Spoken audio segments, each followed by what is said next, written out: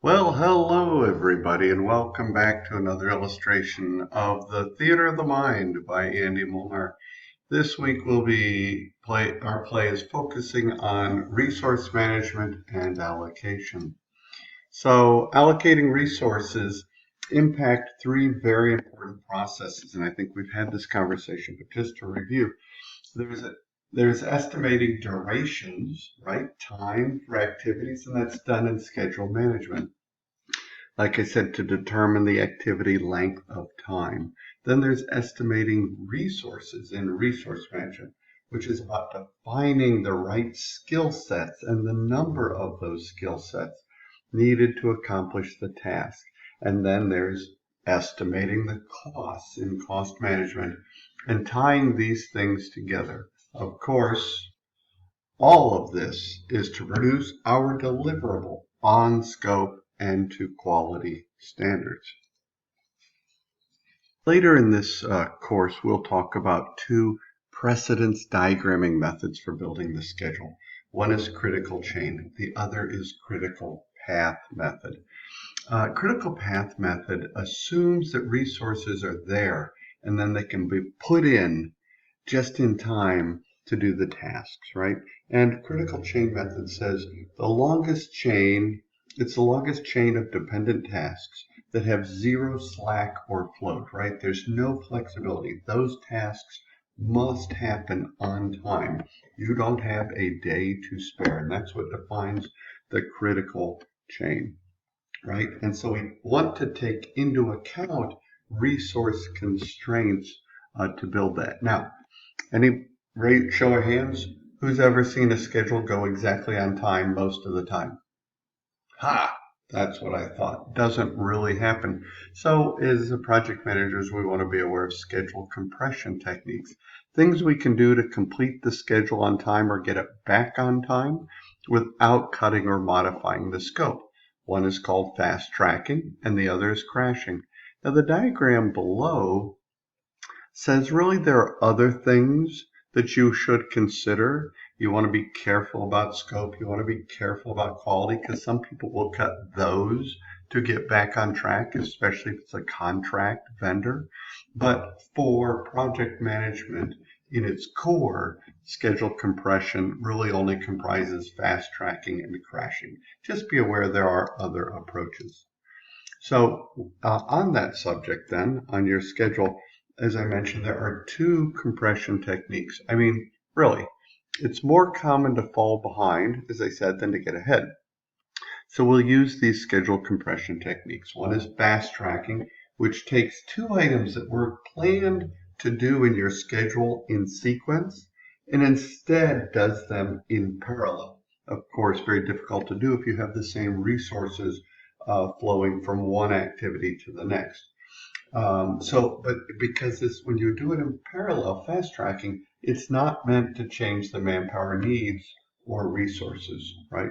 And so the other item, compression technique, is called crashing. And crashing does impact the resource management approach. So crashing is a technique to use when fast tracking didn't save enough time, right? Or when to put the project on schedule. I mean, that's one approach, right? You can do crashing just as a primary source. I've done it myself. With this technique, resources are added to the project. This is the key for the least cost possible. So it will cost money. Crashing costs money all the time.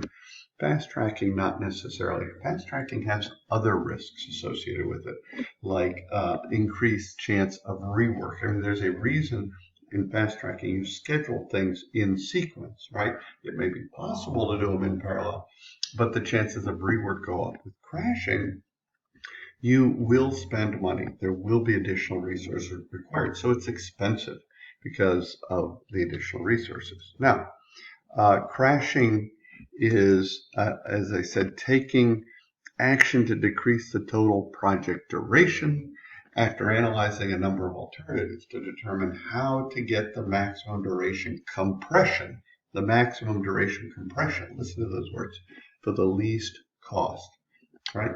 So an example, crashing would be to add more resources or provide more resources over time. This will have an impact on the schedules, especially for your subcontractors, right? You want to be careful of that. Sometimes we have flexibility there, sometimes we don't. It just seems like contracting and procurement tend to get forgotten, so it's good to mention it. The rest of the project team we largely control or manage. So how would we do this in some sort of a quantitative approach? Well, we can use this formula for a slope. We'll look to determine the slope to determine our best possible option, right? And so it's crash cost minus normal cost divided by crash cost minus normal, crash time minus normal time. And that creates a slope for us. So project crashing is that name then given to the schedule compression technique, where we can shorten the duration of the schedule without changing the scope. Emphasis point, without changing the scope. As I said, there are always cost and schedule trade-offs. Remember the iron triangle that we've talked about. And so we want to analyze these to determine how to obtain the greatest amount of compression for the least incremental costs, right? And this is a formula that will help you do that, right? Crashing, I will note too, only works for critical path activities, right? Where fast tracking are non-critical path activities largely. But crashing works for critical path activities where it is possible to shorten the schedule, and we're going to look at an example of that. So we'll run through a quick example of how to determine this slope. We're only going to do a few of the steps because the book will describe it in full detail, but just to make sure that we've got it. So we have our activity on the left and we have precedence. The precedence helps us draw the diagram, right? And then when we determined activity duration, we came up with the normal duration between activities. How long would it take? And an associated cost based on the resources. So activity A has no precedence because it starts it out. It has a 3-day duration and it's going to cost $40. Activity B has a precedence of A. So B is the successor activity, and it has a duration of 2 days and it's going to cost $20, etc. You can go down the line. So this is a good example of our crashing analysis, right?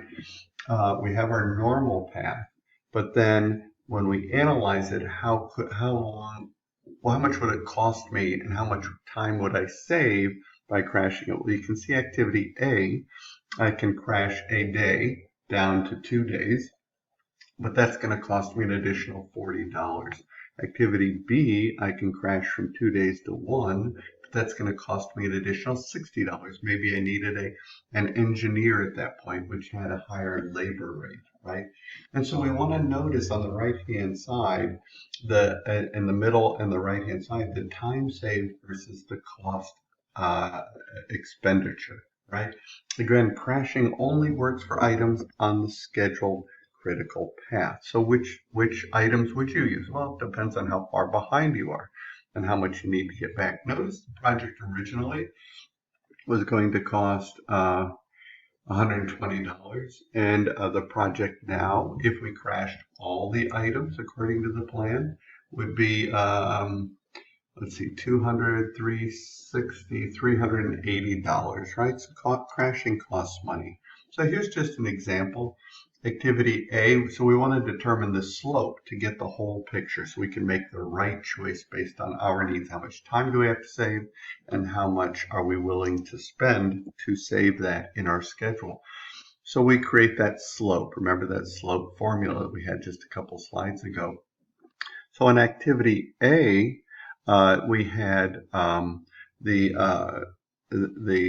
formula went crash cost minus normal cost, which gave us 40, and crash time minus normal time, which gave us a -1, right? Where normal time was 3 days, we were going to, so crash was 2 days, we're going to do it 3 days, that's -1.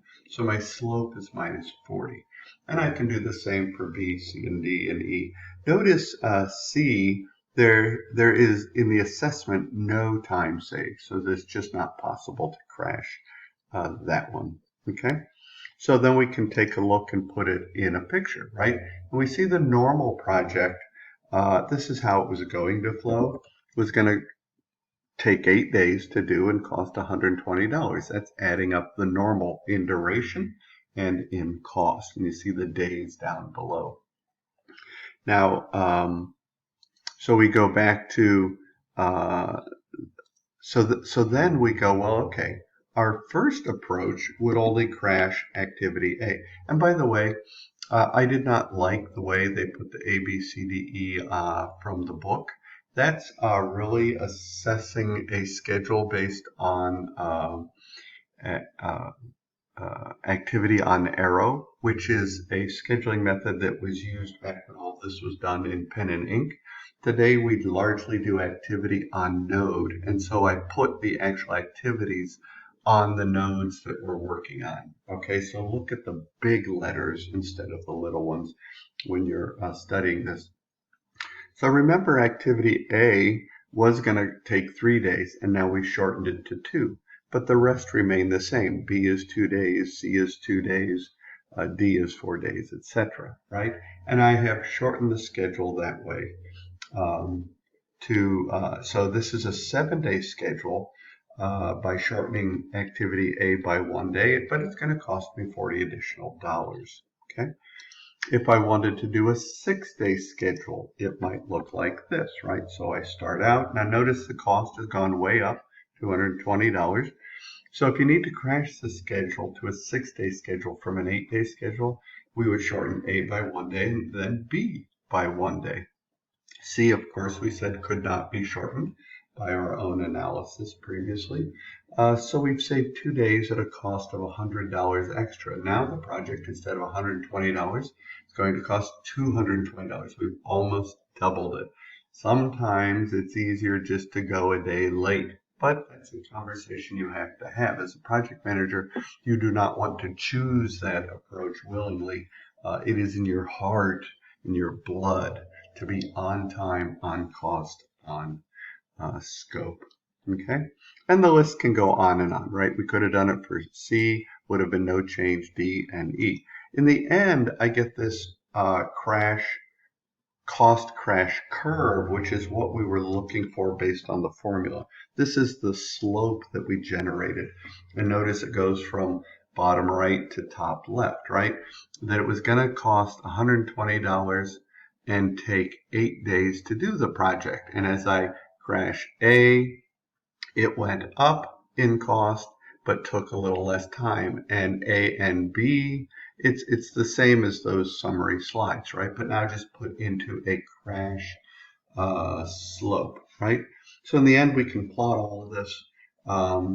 And we call it crashing as a compression technique where the resources are added to the project for the least cost possible, right? And crashing is expensive because more resources are added to the project, right? This analysis and execution of this time change and its attendant impact on cost is commonly known as crash analysis. So in crash analysis, a project manager offers replanning advice based on the functional relationships between time and cost. The objective here is to look at the relationship to the process concerned and to generate an alternative cost and time scenarios, right? And now our client could see visually how much it will cost to meet the range of different options.